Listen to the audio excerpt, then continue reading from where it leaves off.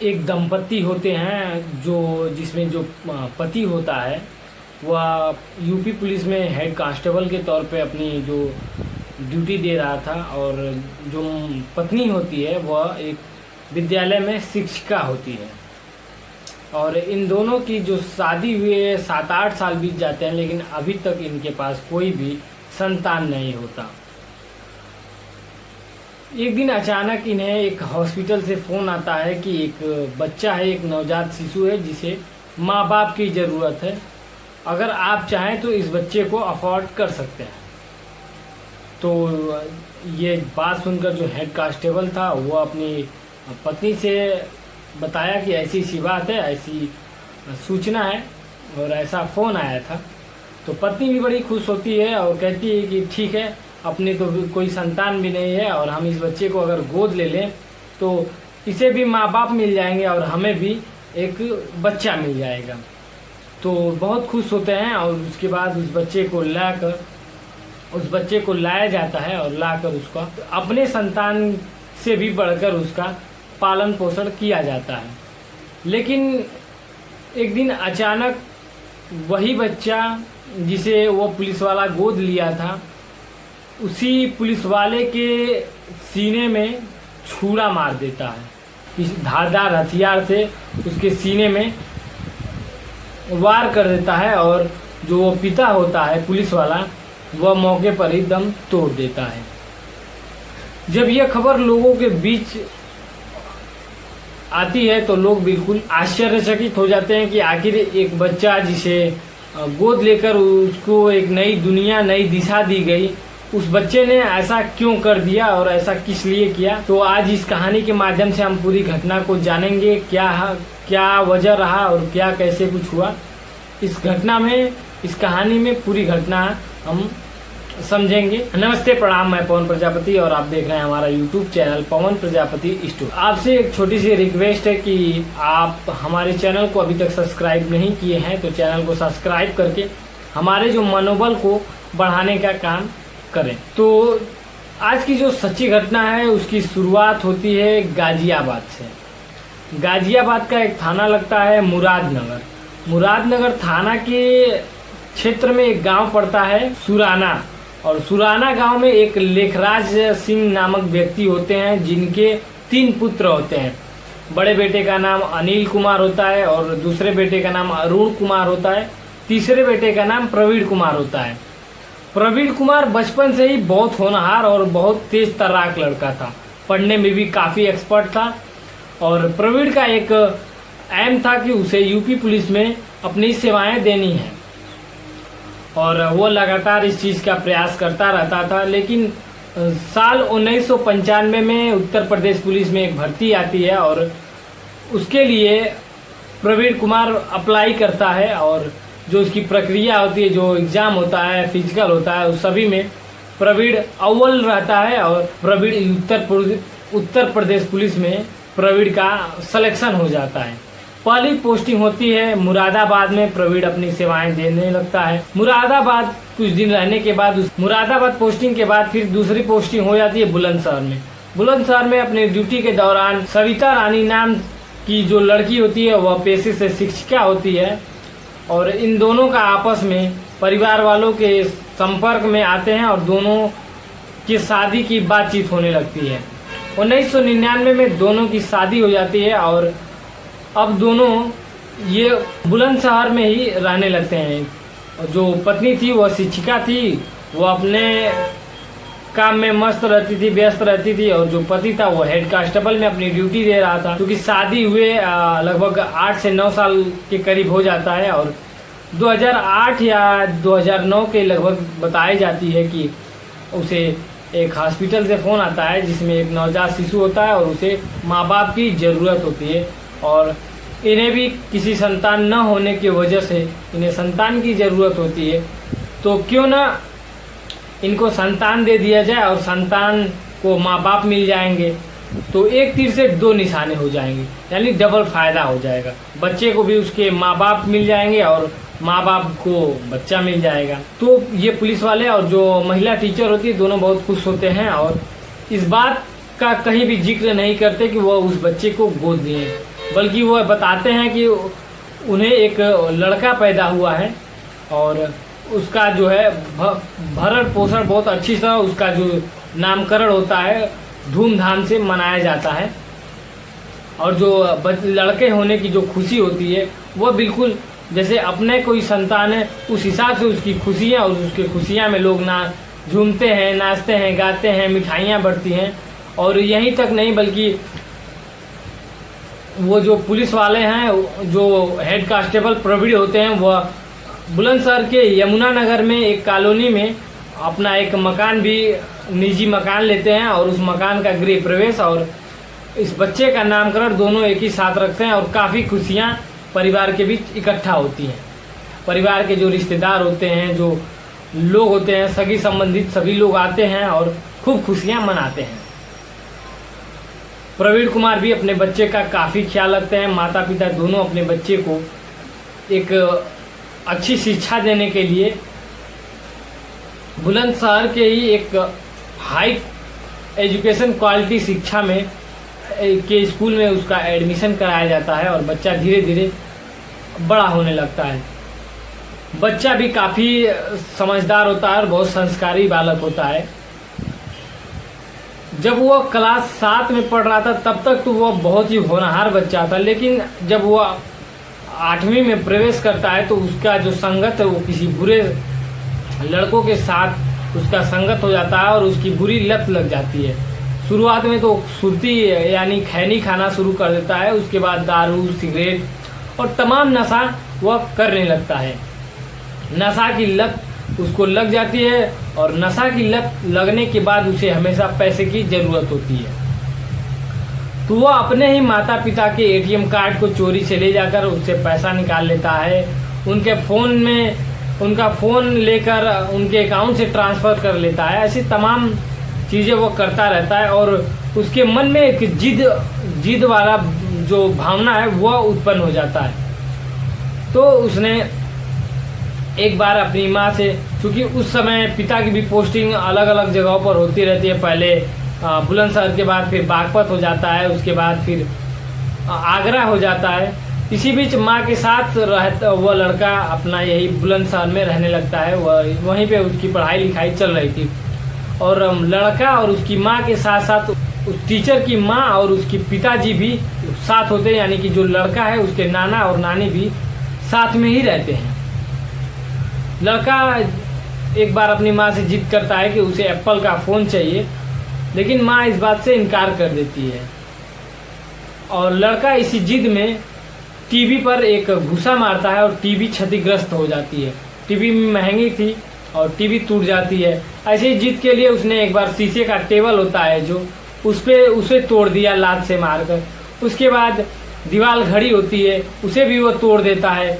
अपनी माँ का फ़ोन भी तोड़ देता है। मतलब जो वह अब धीरे धीरे जो एक संस्कारी बालक था, एक बहुत ही सभ्य लड़का था, वह धीरे धीरे एक उग्र रूप लेने लगता है। उदंडता का उसमें विचार आने लगते हैं।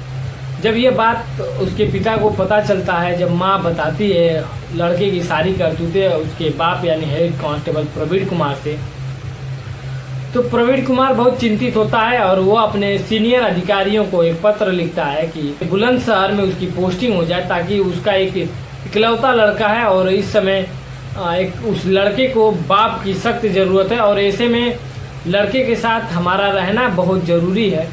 तो अधिकारी भी इस एप्लीकेशन को लेने के बाद उसे स्वीकार कर लेते हैं और इसका जो प्रवीण कुमार है उसका जो ट्रांसफ़र हो जाता है वह विजिलेंस थाना में, बुलंदशहर के विजिलेंस थाना में इसका ट्रांसफ़र हो जाता है और प्रवीण कुमार अब घर से ही अपना जो ड्यूटी आना जाना करता है।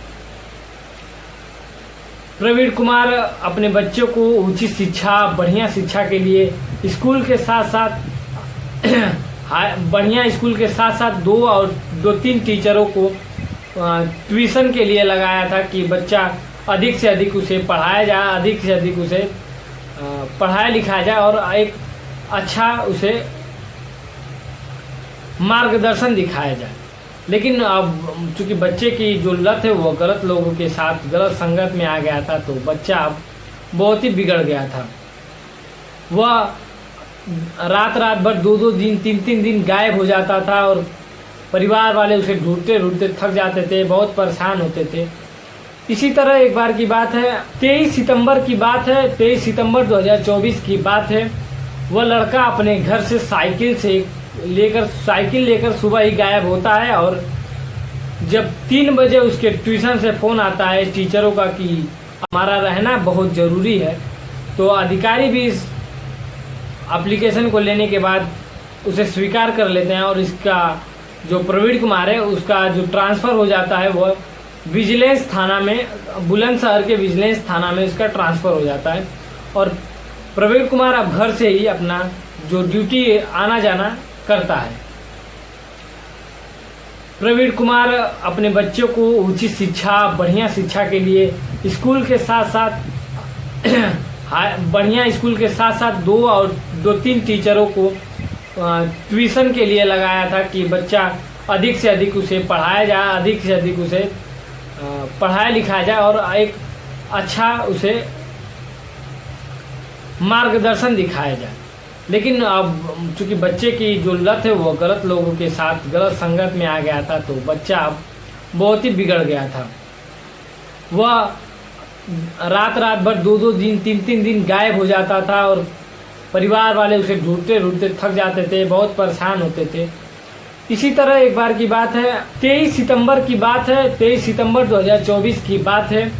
वह लड़का अपने घर से साइकिल लेकर सुबह ही गायब होता है और जब 3 बजे उसके ट्यूशन से फ़ोन आता है टीचरों का कि अभी तक बालक आया नहीं, तो परिवार वाले हैरान हो जाते हैं, परेशान होने लगते हैं। तो माता और पिता दोनों लोग उस बच्चे को खोजने के लिए निकलते हैं और वह कहीं मिलता नहीं। उसे हर जगह खोजा जाता है लेकिन वह कहीं मिलता नहीं। खोजते खोजते रात 2:30 बज जाते हैं और एक जगह वह साइकिल खड़ी मिलती है और वहीं वह लड़का होता है। जब बाइक की रोशनी साइकिल पर पड़ती है तो पिता अपने बेटे के जो साइकिल की पहचान हो जाती है और फौरन साइकिल से उतरकर माँ और बाप तुरंत उस बेटे की तलाश में हो जाते हैं और इतना ही मौका पाने के बाद वह बाइक लेकर फरार हो जाता है। और उस रात किसी तरह माँ बाप घर आते हैं और लड़का सुबह में आता है और कुछ देर बाद वह कार की चाबी का जिद करने लगता है, कहता है कि हमें कार की चाबी चाहिए और हमें कहीं घूमने जाना है। उस पर पिता प्रवीण कुमार उसे समझाते हैं कि अभी तुम रात भर गायब थे, घूमने गए थे, तुम आराम करो, बाद में फिर घूमने जाना। लेकिन उस लड़के की जो जिद थी, उसने कहा चाबी चाहिए तो चाहिए, मतलब चाहिए। पिता भी चाबी देने से इनकार कर देते हैं। उसके बाद काफ़ी समझाया बुझाया जाता है लेकिन वो लड़का मानता नहीं। लड़का थोड़ा शांत होता है, माँ बाप भी शांत होते हैं और खाना खाने की तैयारी हो जाती है।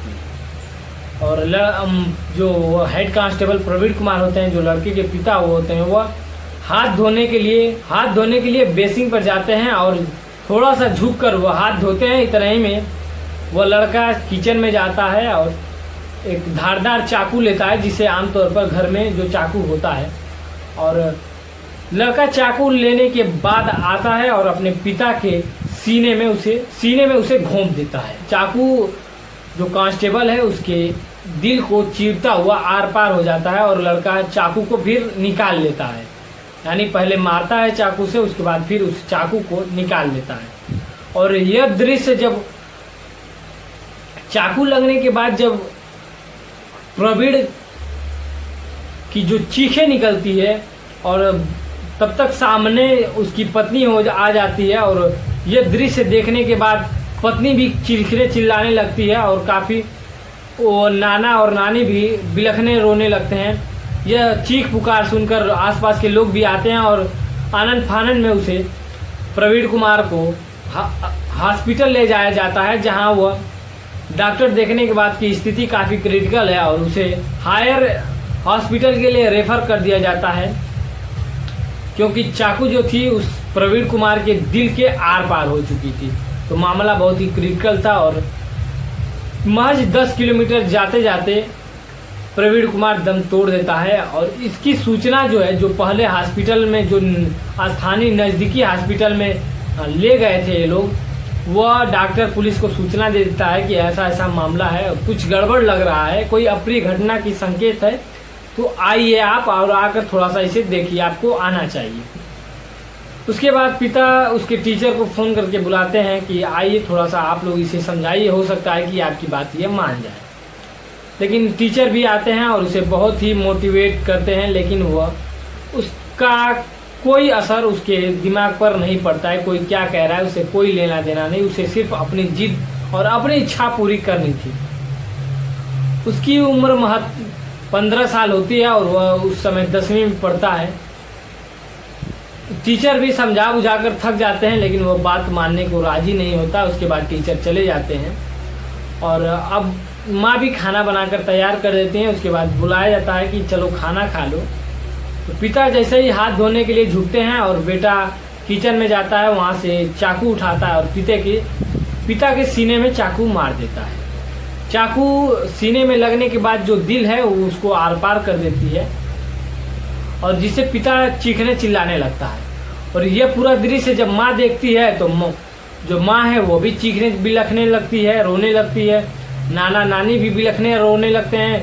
चीख पुकार सुनने के बाद जो आसपास पड़ोसी लोग होते हैं वो इकट्ठा होते हैं और देखते हैं ऐसा दृश्य। तो आनंद फानंद में उसे उसी के 4 व्हीलर में और वही जो लड़का है वही ड्राइव करके अपने पिता को नज़दीकी अस्पताल ले जाता है, लेकिन स्थिति बेहद ही गंभीर थी। तो पिता को डॉक्टरों ने हायर हॉस्पिटल के लिए रेफर कर दिया। उसके बाद उसी डॉक्टर ने नज़दीकी पुलिस को यह सूचना देती है कि ऐसे ऐसे मामले हैं और कोई अप्रिय घटना की संकेत है, तो हो सकता है कि आपको आना चाहिए इस पूरी घटनाक्रम में। तो प्रशासन भी आती है और जैसे ही वो हॉस्पिटल से हायर हॉस्पिटल के लिए ले जाता है, बीच रास्ते में पहुंचता है, केवल 10 ही किलोमीटर अभी वो जा ही पाया था, तब तक प्रवीण कुमार दम तोड़ देते हैं और उनकी मृत्यु हो जाती है।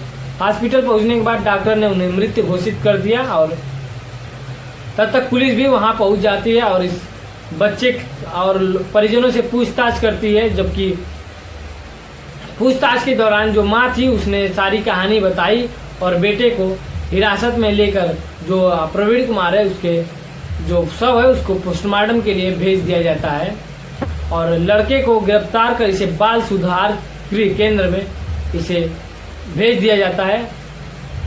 जब ये खबर लोगों के बीच आती है तो लोग बिल्कुल हैरान परेशान हो जाते हैं कि और जो रिश्ता है उसे तार तार कर देने वाली ये जो घटना थी, इससे लोगों को बेहद ही कई तमाम प्रकार के जो कमेंट्स आने लगते हैं और लोग तरह तरह की बातें करने लगते हैं। दोस्तों, यह घटना सुनाने का उद्देश्य किसी को परेशान करना या किसी को ठेस पहुंचाना नहीं, बल्कि आप सभी को सतर्क करना और जागरूक करना है, क्योंकि ये जो घटना है वह रिश्ते को बिल्कुल तार तार कर देती है। और उम्मीद है कि आप जहां होंगे मस्त होंगे, व्यस्त होंगे, स्वस्थ होंगे।